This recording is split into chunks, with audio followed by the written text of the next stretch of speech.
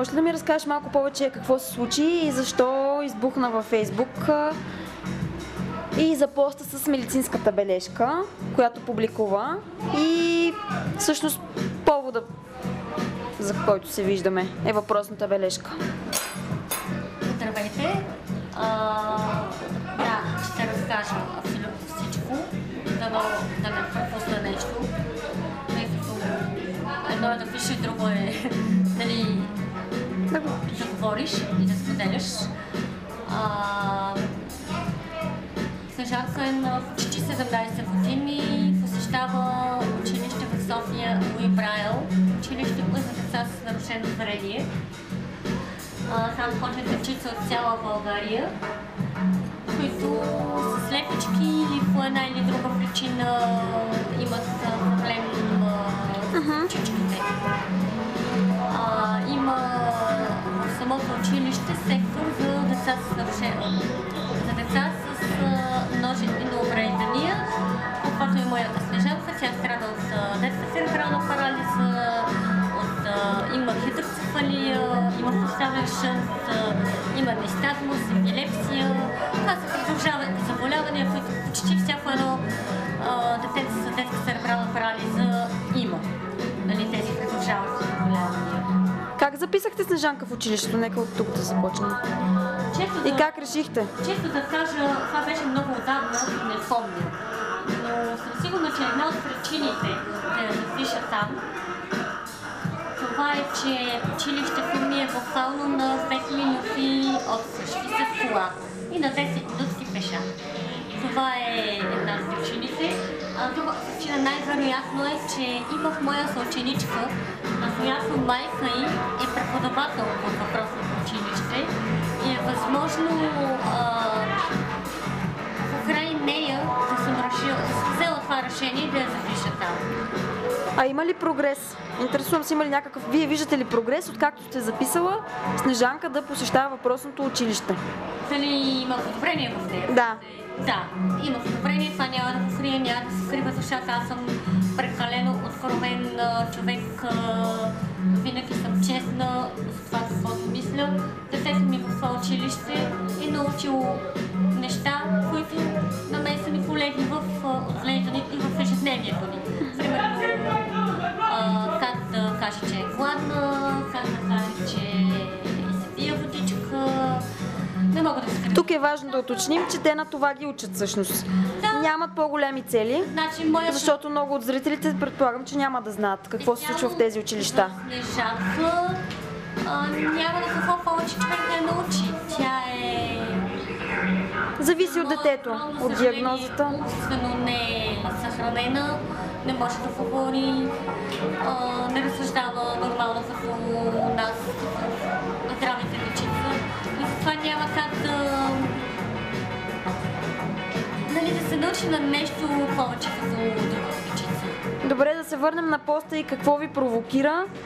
Най-вече как ви беше дадена бележката, от кого и какво се случи след нея. На 16 февруари тази година отидох да си взема детето, както всеки ден, в училище. И една от следобедни учителки, Зоя, за съжаление не се сещам фамилията ѝ, която видимо не харесва нито мен, нито Снежанка, ми даде медицинска бележка, на която пише, нали, Ани, моля се да води Снежанка на училище, защото тя била с синузит, можело да е синузит, но в момента бил възпален и просто да се остане в къщи. Прочетох бележката, сгъвах една на малко квадратче в нервите си и я прибрах в джоба, взех си детето и от тази дата до ден днешен Снежанка не е посещавала училище. Реших да изчаквам... Казах, предупредихте ли някой, че тя няма да посещава училище, учебни занятия? Не ги предупредих. Тази бележка беше достатъчно. Би трябвало те да са предупредили, че са ми връчили тази бележка на мен.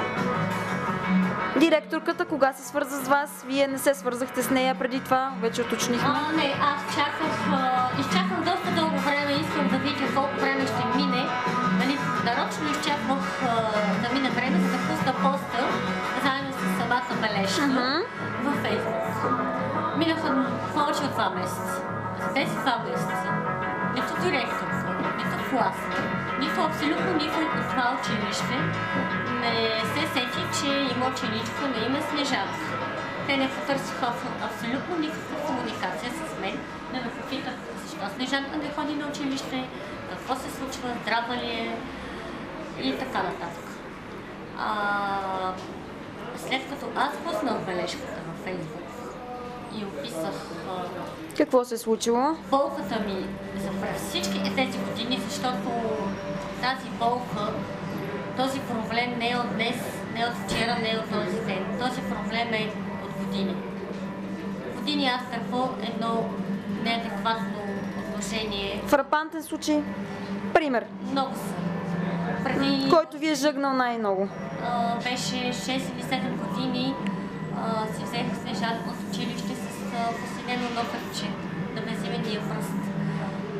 След време това нофърче падна. За да падне този нофър и за да посинее по този начин, представете си каква болка изпитвало това дете. Аз не зная какво се е случило. Тя няма как да ми каже, защото не говори. Когато поисках обяснение в училище какво се случва и защо се е случило, разбрах, че се е случило по време на физкултура.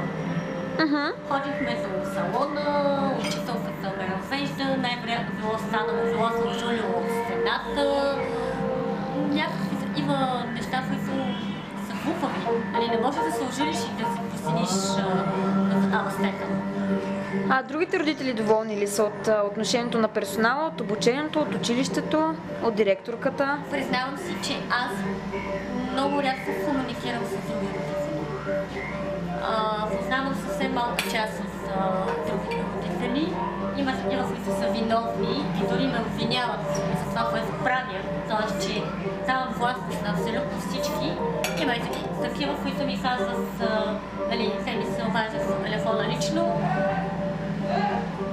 И ми казват, браво за това, което правиш. Аз нямам тази смелост. Но примерно и аз последно време няма да спомена името на майката, нито на детето. Но примерно и аз последно време забелязвам петна в тялото на момиченцето и така нататък. Охлузвания? Охлузвания, да. Не мога да кажа точно защо го забравих, какво точно ми сподели майката. Не иска да говоря по никой. Тези родители дали се страхуват според вас от нещо, от някой да говорят? Да. Аз не веднъж написам в Фейсбук, че тези родители са страхливци. За мен те са такива. Не се ли повдигат някакви общи въпроси на родителски? Предполагам, имате родителски. Няма как. Когато има проблем с Снежанка, аз съм ходила по директорката. И при предишна, и при сегашната, защото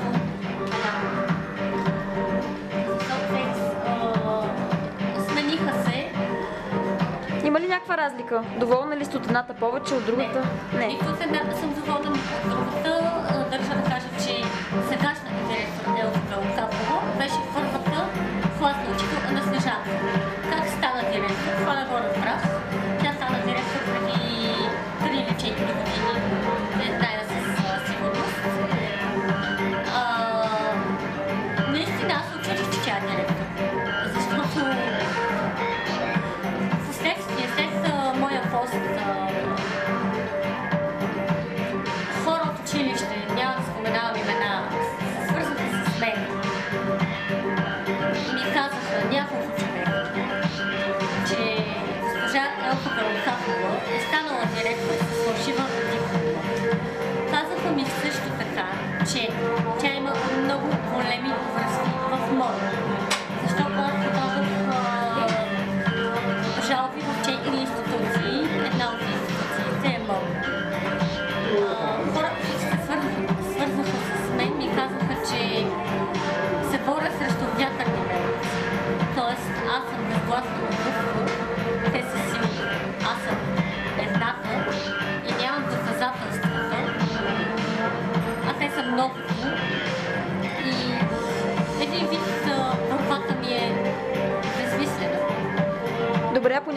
начин тези хора дали могат да докажат, че дипломната на въпросната директорка е фалшива? Ами едва ли тези хора могат да го Или докажат? органите да бъдат сезирани Според мен съответно? има органи, които могат да го докажат, стига да искат. Но нека не забравяме, че живеем в България. В България всичко е формулирано. В България, ако това, което тези хора ни казаха е истина, въпросът на госпожа е фалшива диплома и има връзки в РОМ, се сещате, че те ще са на нейна страна, т.е. те ще се сърфат нея, няма да я предадат. В тази връзка, преди да се видя с вас, видях още един пост, доста интересен. Искам да разкажете сега днес с кого сте се видяла, как е протекла срещата и има ли някаква светлина в тунела? Вчера имах среща с замминистъра на Образованието, както и с съветник министъра на ФНР. По-точно съветника на министър ФНР. И двамата бяха много мили. Аз благодаря на хората, които ме свързаха с тях, защото ако не бяха тези хора, аз нямаше как да стигна до тях. Бях много обнадеждена от тази среща.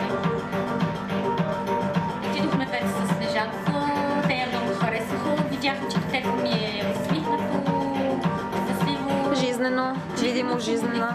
Че комуникира, че е социална, тя винаги е била такава. Говорихме някакси, не зная. Като се прибрах, признавам си, много плаках. За какво говорихте? Обяснихте ли им всичко подробно? Те какво ви казаха всъщност? Това не е ли по-важното? Че ще направя всичко възможно нещата в училище да се подобрят. Едно от моите изисквания е в библиотеката, където седят следобеда дечицата, не само Снежанка, ами и много деца от домове и сирачите в това училище. Те следобедно време седят в въпросната библиотека. Тя е една голяма стая, вътре има басейн с топки, люк, топки и така нататък. Да, хубаво е да поясним. В самата библиотека абсолютно всички, целият персонал ходи с обувки. С обувки, с които ходи навън. Искате това нещо да се промени? Искам да се промени, защото дъщеря ми улази. Аз я взимам от училище, не веднъж съм я взимала с черни ръце и черна уста. Според вас това нормално ли е? Дали лелката, учителката, ако техните дечица с Снежанка и ги вземат по този начин в училище, ще са окей. Аз не съм окей. За мен не ми е приятно. Аз съм завела Снежанка чиста, спретната, взимам я разгащена, мръсна, все едно е робила в обходите. Изглежда по-зле от дечицата сираци. Да не говорим, че има деца, които са много по-тежки от нея. Като състояние. Тези деца не веднъж би видела да се мъркарят, като макарат в въпроса. И грутека.